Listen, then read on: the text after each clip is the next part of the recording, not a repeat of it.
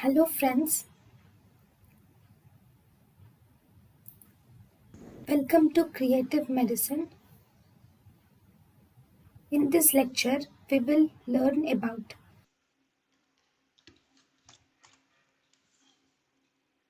Proptosis. Right. Proptosis. Proptosis is forward protrusion of normal sized eyeball. The normal sized eyeball, it protrudes forwardly more than 21 millimeters beyond the lateral orbital margin, or if it protrudes more than 2 millimeters when compared to the other eye, then we call it as proptosis.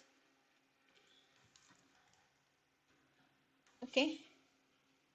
So causes of proptosis is important, but this is just the definition of proptosis. So according to the definition of proptosis, if there is forward protrusion of the eyeball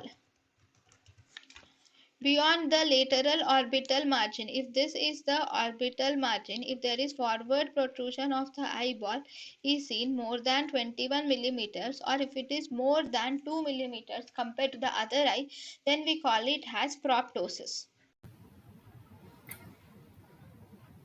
thank you and thank you for watching.